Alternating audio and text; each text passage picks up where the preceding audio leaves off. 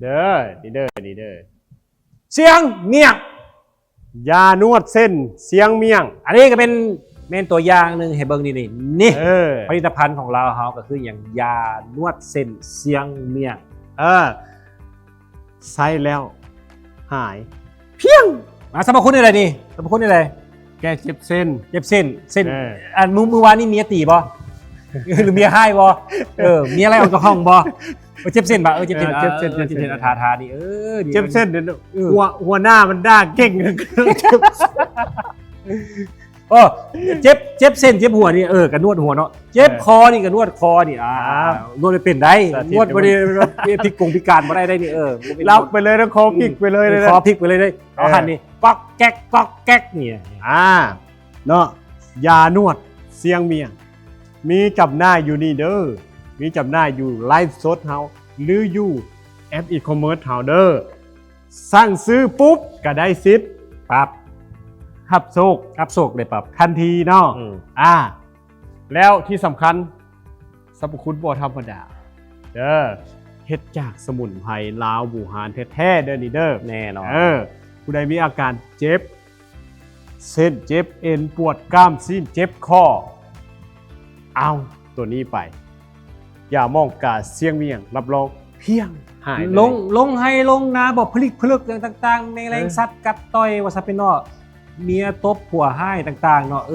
ถ้าผัวให้ปั๊บจกนิ่งยัดใส่ตามันหั่นมีเจ็บหัวอันนึงที่มันแก้บ่ได้เจ็บหน่อยขาดเงินแก้บ่ได้โอ้ก็ได้คือการใส่อันนี้ปั๊บเนาะเบิ่งรายการของพวกเขามันก็มีสิทธิ์ได้หรือว่ายังทำมีความสามารถโชว์มาโลดโชว์มาทานกับมีสิทธิ์ได้ส่งคลิปเข้ามาเพื่อให้พวกเขาพิจารณาเป็นบ่เนาะเขาบ่ได้เกี่ยงอย่างไรบ่ได้เกี่ยงไหนส่งมาโลดมีความกล้ามีความพยายามตัวเองคิดว่าตัวเองได้บ่ได้เอียงยังบ่ฮู้นะยังบ่มีใครตัดสินนั่นนี่นะมาโลดนี่แหละความฝันมันบ่ได้จำแนกส่วนสั้นมันบ่ได้จำแนกอาชีพมันบ่ได้ยับสีผิวมันบ่ได้จำแนกอย่างทั้งนั้นขอเพียงเฮามีความอยากและก็เฮ็ดใจได้บ่นั่นแหละคือประเด็นเพราะฉะนั้นเราครั้งนี้แหละจะเป็นการพิสูจน์ว่าทุกคนอยากบอกและทุกคนมีสิทธิ์ที่จะรับถูกต้องการโปรโมทโฆษณาการมีดีขึ้นบ่ชีวิตดีขึ้นดีบ่ดีขึ้นเฮายังตัดสินบ่ได้ตอนนี้บ่อันนึงก็ได้นึงทุกคนน่ะ1มีความตั้งใจ2มีความขยัน3มีความอดทน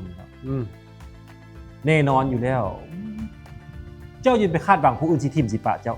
โตเจ้าเองหันเจ้ามี3อย่างนี่นะแสดงว่าเจ้าบ่ทิมปะตัวเองแล้วมันบ่รอดมันบ่ก้าวมันสิไปใส่นั่นคือข้อคิดดีๆเพราะฉะนั้นแล้วเวทีแห่งนี้รับทุกคนรับทุกชนเผ่ารับทุกภาษาเพราะเขาเป็นเวทีที่ให้โอกาสแก่ทุกคน HM Academy